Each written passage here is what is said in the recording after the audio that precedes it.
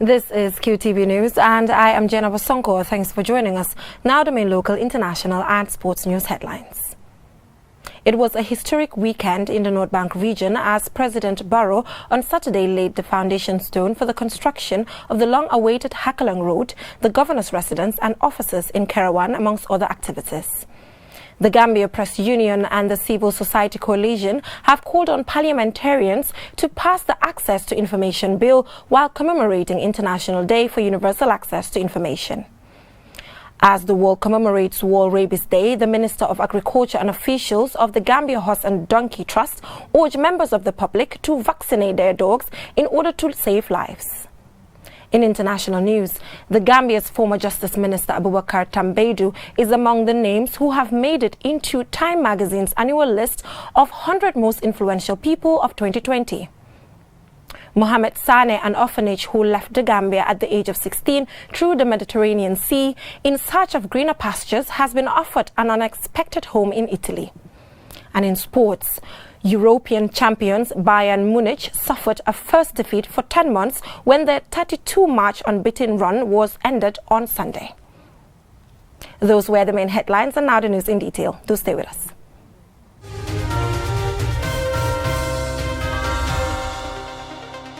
Thank you for joining us. It was a historic weekend for the people of Nyomi and Jokadu in the North Bank region as President Adama Barrow on Saturday laid the foundation stone for the construction of the long-awaited 88-kilometer dilapidated Hakalang Road. Aliu Cisse has the rest of that. 26 September 2020 will go down in the country's history books as a day when hundreds lined the highway from the Barra Ferry Terminal to Bunyadu to welcome President Barrow to the laying of the foundation stone for the construction of the 88-kilometer Hakalang Road.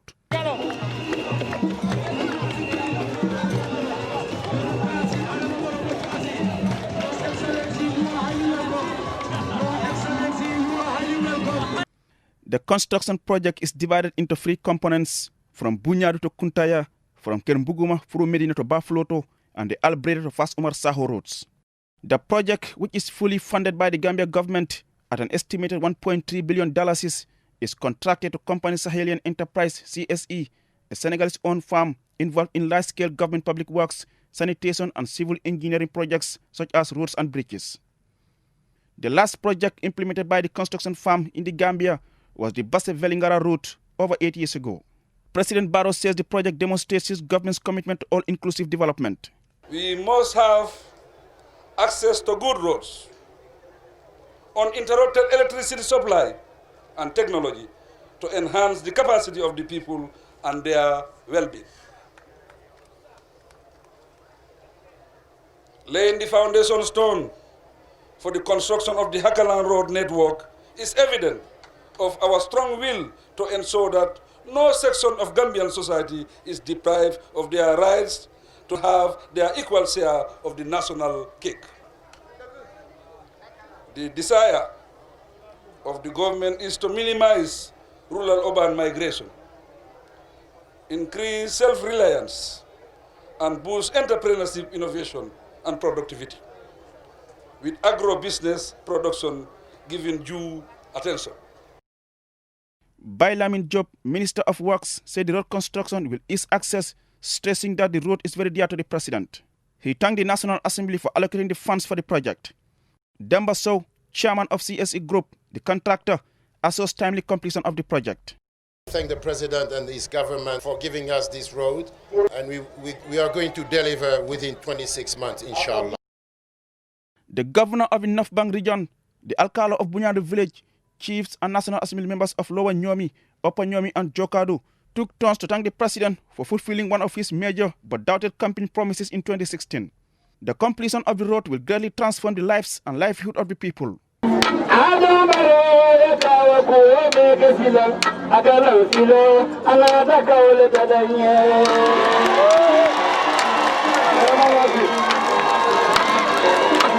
Reporting for Qtv News, I am Aliu Cisse.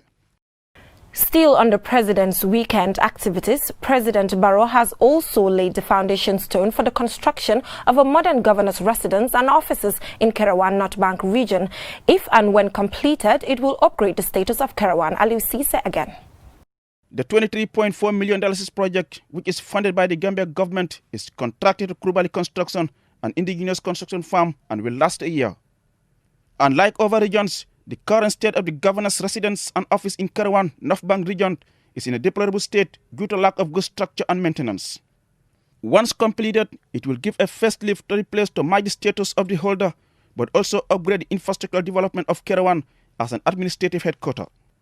Cherno Krubali, the CEO and General Manager of Krubali Construction, says the project is important to the people of the region. All the other regions, when you go there, you have good offices in Janjambure, good offices in Basse, but here they have very small offices. And now, after completing this in this structure, you're going to have 16 offices with an accommodation for the governor. The president also made a surprise stopover to inspect the ongoing maintenance work by the National Roads Authority after a heavy rain destroyed the culverts that have been serving as drainage outlets between Jokaru Dasilame and Daru Fodeba in the North Bank region. The president praised the swift response by the NRA officials. The president also visited Nyomi Kanuma village, where recent heavy rains destroyed 52 homes, leaving scores of people homeless in that community and its surroundings. The president announced that through the National Disaster Management Agency, his government will provide $1.2 million worth of building materials to support the affected families. He also made a donation of $200,000 to the people of Kanuma village. Reporting for Qtv News, I am Aliu Sise. Today is International Day for Universal Access to Information. As Loli M. Kamara reports, the Gambia Press Union and the Civil Society Coalition on Access to Information used the commemoration to call on National Assembly members to pass the Access to Information Bill. The day, also called Right to Know Day, is a way of increasing public awareness on the fundamental human right to information and is commemorated in recognition of people's right to access government-held information to promote transparency and accountability. At the event, the chairman, Civil Society Coalition on Access to Information, John Charles Njai, outlined that the day is commemorated to remind the government about the rights of citizens and taxpayers to access information on what their government are doing or not. Access to information in promoting transparency and accountability. The Civil Society of the Gambia has joined forces with the Gambia Press Union to develop a broad-based campaign and advocacy for the right to know regime in the Gambia. Access to information is considered a fundamental component of freedom of expression. When citizens are ill-informed and unable to access basic public information, it is impossible for them to fully realize their right to freedom of expression. There is a saying, whenever you don't specify, you leave room for speculation. Mr. Njai added that currently the flow of information from government to citizens has numerous challenges. The websites of many ministries and departments do not have the relevant information. Most websites lack financial or budgetary information. Responses to routine requests are always poorly handled, or most times poorly handled, with institutions often not responding at all, or questioning why the applicant sought the information in the first place. The underlying cause of this is principally the lack of laws guaranteeing access to information. The program manager at the Gambia Press Union, Lamin Jahate, clarified certain issues about the enacting the bill into law. Your concerns are well noted in the bill. As soon as we get there, when we like I said, when we get to the enactment stage, when we are campaigning for the implementation, all these things will even be more clear. But for now, the fight and advocacy is, please get us our bill. Give us a law that we can rely on to pass on the information. But in that law, inherent in that law, are the timelines, the time limits, the cost provisions, and all these things are catered for. Access to information is critical for enabling citizens to exercise their right to effectively monitor and hold government to account and to enter into informed dialogue about decisions which affect their lives. It also allows people to seek and receive public documents, which serves as a critical tool for fighting corruption. For Qtv News, Loli M. Kamara. As the world commemorates World Rabies Day, the Minister of Agriculture and officials of the Gambia Horse and Donkey Trust urge members of the public to vaccinate their dogs in order to save lives. And Sonyasi on this one. The theme for this year's World Rabies Day is End Rabies, Collaborate, Vaccinate. Observed on the 28th of September each year, the day aims to raise awareness of rabies prevention and to enhance control efforts worldwide. In commemoration of the day, the Minister for Agriculture, Ami Fabure, in a televised statement, says government is committed to ending rabies in the country. However, she urged members of the public to vaccinate their dogs. Vaccinating dogs against rabies is now recognized as the best way in which the animal-to-human transmission cycle can truly be interrupted. Therefore, by vaccinating at least 70% of dogs, we can eliminate almost all cases of human rabies. Leading the vaccination team at Bakau Newtown is Dr. Keba Dafe, Vets United's representative for West Africa. He says it is important to raise awareness of rabies and the need to have safe and efficacious vaccines that will help eliminate rabies by 2030. The way to prevent rabies is vaccinating the dogs. So we call in on the general public that if they have dogs, let them make sure that the dogs are vaccinated against rabies. 99% of all human deaths from rabies is from the bite of a rabid dog. Rabies kills 59,000 people globally every year. So it's a dangerous disease, but a very, very neglected disease. Nobody talks about rabies. Speaking to QTV, Langbaba Sise, General Manager of Gambia Horse and Donkey Trust, says in celebration of the day, his organization is carrying out several vaccination exercises in various locations. We are always dealing with the animals because some of the diseases also are always coming from the animals. So if you are preventing the humans, what about the animals also? So that's why we set up this project. The reason we are celebrating World Rabies Day because rabies is a killer disease and always is coming from animals like dog. World Rabies Day is the first and only global day of action and awareness for rabies prevention and is an opportunity to unite as a community, helping individuals, NGOs and governments to connect and share their work. Answane Sonyasi for Qtv News. We will go for a short commercial break, and when we come back, the news continues with some more local news stories. Do stay tuned.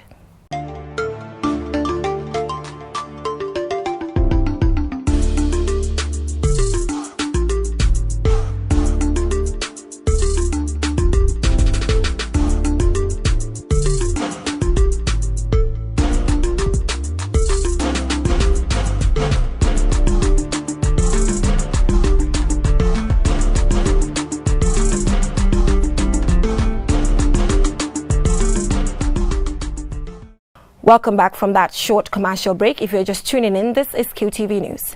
Now, a 5-day training course on general entrepreneurship organized by the National Enterprise Development Initiative is underway in Banjul. I attended the opening ceremony, and let's take a listen. The Gambia government-funded general entrepreneurship training targets young people and women who are residents of Banjul and who are either entrepreneurs or aspire to be one. The training is a promise made by the Ministry of Youth and Sports during a tour in February, visiting youth and sports-related facilities across the country. From the tour, I assigned NEDI, the agency responsible for entrepreneurship training, to start working and to ensure that the requests made by the youth of Banjul are delivered. According to the Expert Hub, helping small businesses to achieve sustainability and growth is vital for the development of both industries and corporations. Small businesses are critical for job creation, improving living standards, raising productivity, and achieving inclusive economic growth and social cohesion. Banjul have been left out in the programs organized by NEDI for some time. In fact, at the end, we were in LRL, North Bank, URR, CRR. Every time you go on the news, this is where you hear NEDI. We were targeting the agro-entrepreneurship youth, the youths that are in agriculture. But now we decided to come into the city. Accessing finance to support business growth and development can be difficult. In recent years, there has been a global reduction in the number of private investors and banks willing to lend, which serves as a huge barrier for entrepreneurs. The idea is at the end of this training is for them to be able to use the knowledge they get and the certificate they get here to access finance. Because NEDI works with partners, the EU, the TechIFI program, has a financial package that supports your entrepreneurs. And one of the conditions to access that, you must be trained by competent institution, and you must show a proof of that by showing a training certificate. Through capacity building programs in enterprise and entrepreneurship, entrepreneurs can be helped to fast-track their development of entrepreneurial attitudes and behaviors. From the introduction we've seen so far, the contents are a bit bulky, which means that the training is really, we really have impact. Because from my own observation from the opening ceremony and from viewing the contents, I can see that it entails financial literacy, business plan drawing, and all other facets of business that are really important for us startups. So I think after coming from this training, I think we'll be a whole different type of people. According to the Gambia Chamber of Commerce and Industry, micro, small and medium enterprises in the Gambia are primary job creators, contributing more than 26% of the real GDP and accounting for 63% of employment. 70% of private sector operators are MSMEs. The event was also attended by the Mayor of Banjul, Rohi Malik Ro. Reporting for QTV News, I am Jennifer Sonko. A campaign to raise awareness on the effects of COVID-19 on smokers was organized on Saturday by the Directorate of Health Promotion and Education through its non-communicable disease program in partnership with the Center for Tobacco in Africa. Omar P. Jallo reports. While most people believe that COVID-19 risk factors have to do with age, chronic illness or a weak immune system, organizers of this exercise said addiction to cigarettes is a medical concern because smokers who contracted the coronavirus may be more likely to be serious or fatal cases than non-smokers. Organizers hope more smokers will use the COVID-19 as a motivation to quit the habit for good. Sefo Singate, a senior program officer for non-communicable disease at the Ministry of Health, said the COVID-19 awareness raising campaign has been focused on personal hygiene and social distancing, leaving behind the risk factors like the link between the use of tobacco and COVID-19. Smoking is also a risk factor to many conditions like diabetes, hypertension, asthma and cancers.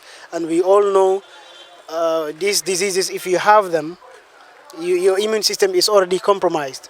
And when you contract COVID with these diseases, you could easily suffer a very severe form of it, and fatality is also highest among these patients with diabetes and hypertension.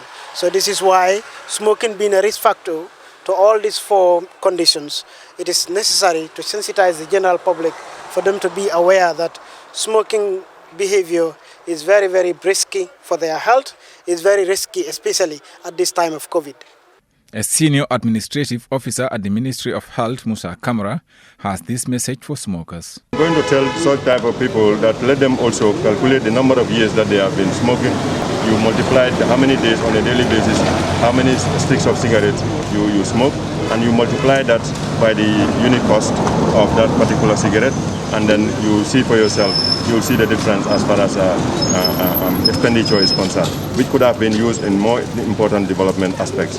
Babukar Fati, a UTG student, commended the Ministry of Health for coming up with such an initiative and called on smokers to quit for their own safety. These are people that are vulnerable, so they are exposed already, their lungs are exposed. And this virus, as we all know, it kind of affects people with those kind of problems. So this is a very good move, and we would like to say a very big thank you to the organizers of this particular event. Tobacco is one of the leading preventable causes of death in the world, and the campaign for people to quit smoking has been going on for decades. Therefore, any action to control its usage will help prevent young people from starting to use tobacco, help current tobacco users to quit, and protect non-smokers from exposure to second-hand smoke, especially in this time of COVID-19 when they are among the most vulnerable. Reporting for Qtv News, I am Omar P. Jallo. The National Agricultural Research Institute, NARI, recently concluded a 5-day fertilizer application demonstration and data collection on various cassava varieties in the rural areas. Omar P. Jallo again. The aim of the fertilizer application demonstration is to show farmers proper application methods to produce a better yield in cassava production. The demonstration was conducted in 10 communities in NBR, CRR and URR, who were given varieties of cassavas for trials. During the training, Both extension workers and farmers study fertilizer application processes from planting to harvesting, looking at general field performance such as stalk size, branching capacity, tuber size, among other necessary practices involved in cassava production. The director of Nari Horticultural Unit, Tom Sengro, noted that farmers should know the right cassava production procedures.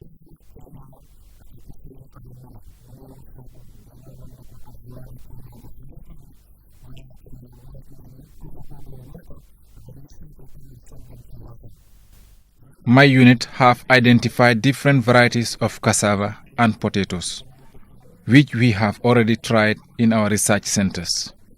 We realize that they are very good varieties because each hectare produces over 40 tons of cassava. This is why we selected these 10 communities so that they can try them too to improve their yield. Senghor also advises farmers on how to go about to gain a bountiful yield through the application of fertilizers.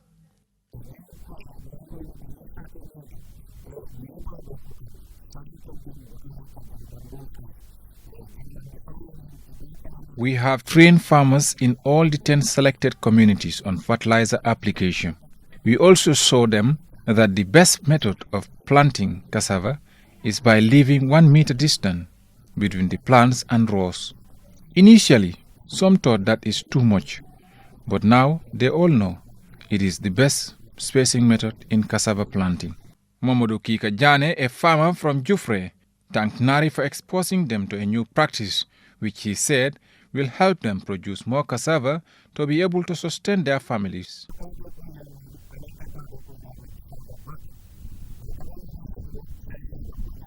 The method I used before to produce cassava is quite different from the method we learned from this project. And the project's method is the best. They do leave 1 meter distance between the plants and rows. Mama Singate is also a farmer in Badebu Kinte Kunda Jania, and this is what she said.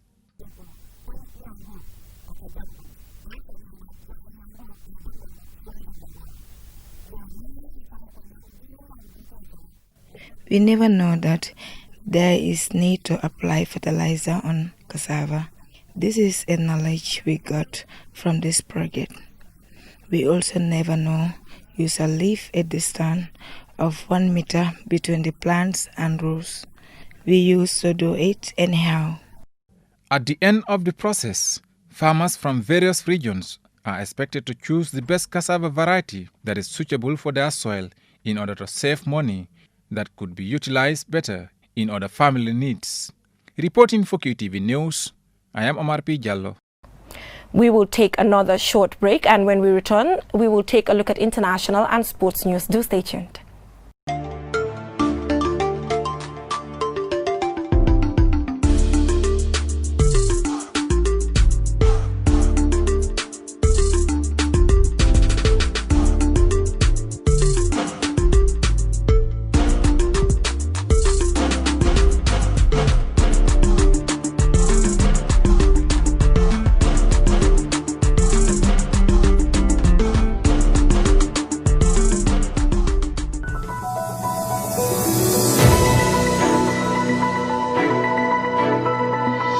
Welcome back from that short commercial break. If you're just tuning in, this is QTV News. In international news, the Gambia's former Justice Minister Abubakar Tambadou is among the names who have made it into the Time magazine's annual list of 100 most influential people of 2020, where he robs soldiers with celebrities, sports personalities and war leaders. More in this report. Abubakar Tambadou, 47, was a former prosecutor at the International Criminal Tribunal for Rwanda. He was appointed the Gambia Justice Minister after the coalition won the 2017 presidential election that deposed former President Yahya Jammeh. He became very instrumental and vocal in his country's security sector reforms and the transitional justice system. During his time as the Attorney General and the Minister of Justice in 2019, Abubakar Tambadou presented the draft constitution at the National Assembly which, had it passed, would have given the country a new constitution. It was left to the man who replaced him, Dauda A. Jallo, to defend the bill, which, in the end, was rejected by the National Assembly members on the 22nd of September.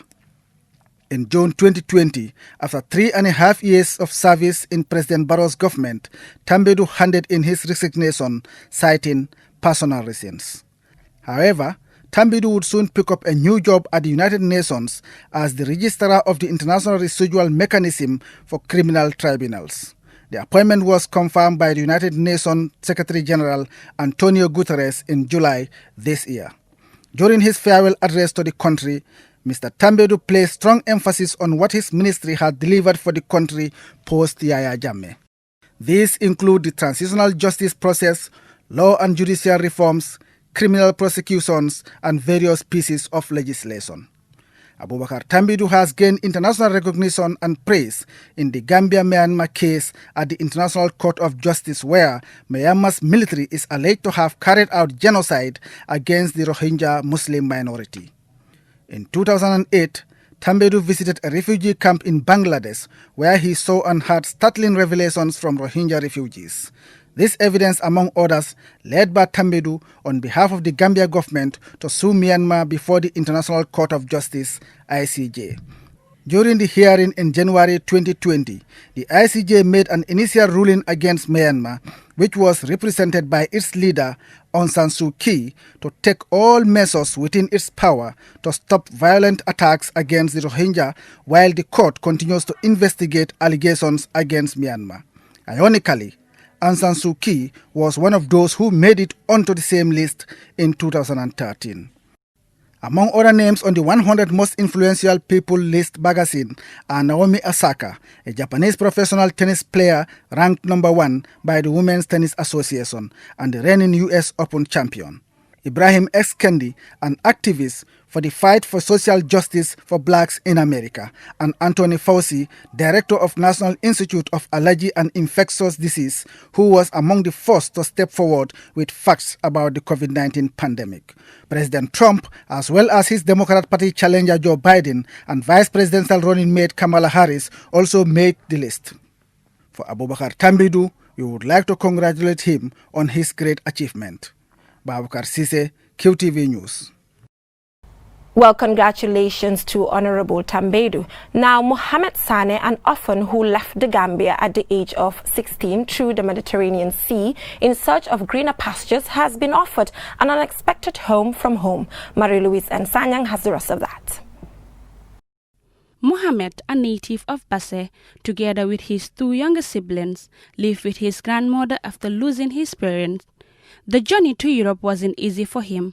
After 9 months of a traumatic and difficult journey from the Gambia, Mohamed was rescued by an Italian lifeguard in the Mediterranean Sea in August 2015 and later lived in a camp for migrant minors. 5 years on, he prefers being called by his childhood nickname, Legze, and lives on the Italian island of Sicily, where he is fluent in Italian and has been fostered by a local family.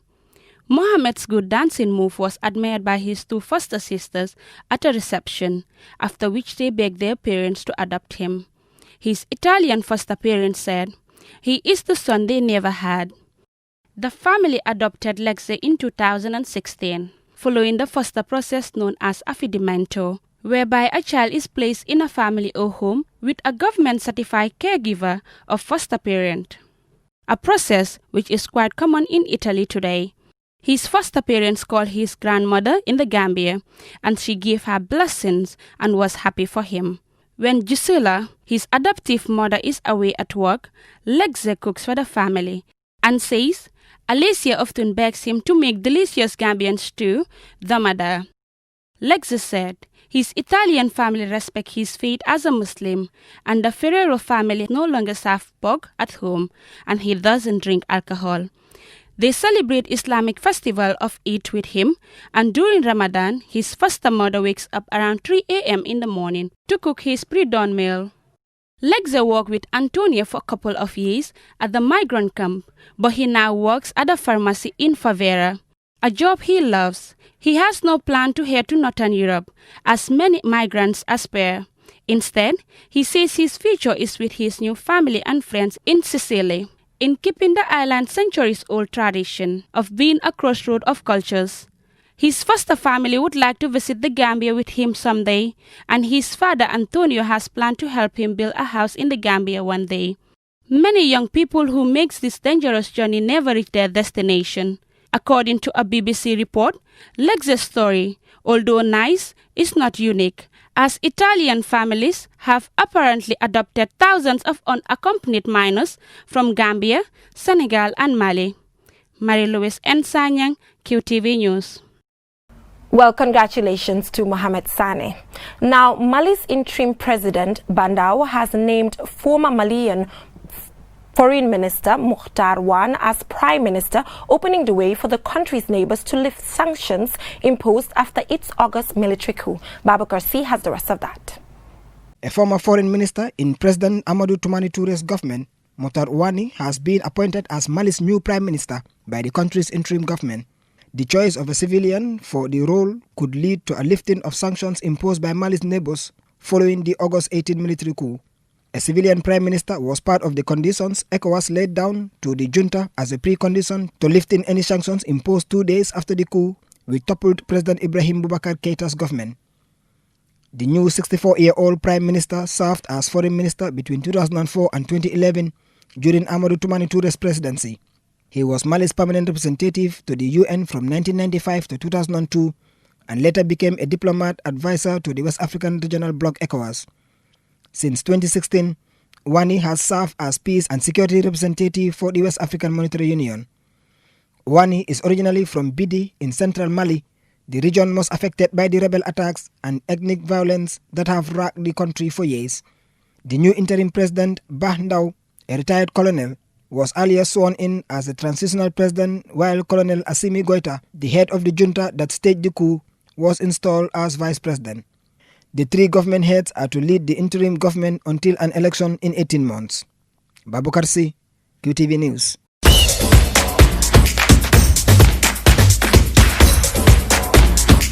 European champions Bayern Munich suffered a first defeat for 10 months when their 23-match winning run was ended by a shock 4-1 Bundesliga loss at Hoffenheim on Sunday. Here is the report for this and other European League stories. The game against Hoffenheim came 3 days after Bayern secured their fourth piece of silverware in 2020 with the UEFA Super Cup victory against Sevilla. Hoffenheim exposed Bayern's high line, and the Bavarians had no answer because their coach Sebastian Hoeneß had an excellent game plan as a former assistant coach at Bayern.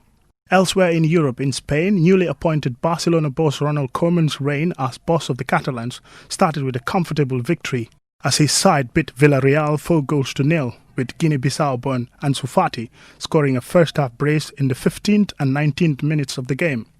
In the English Premier League, Jamie Vardy scored a hat-trick to help Leicester City beat Manchester City by 5-2 at the Etihad Stadium.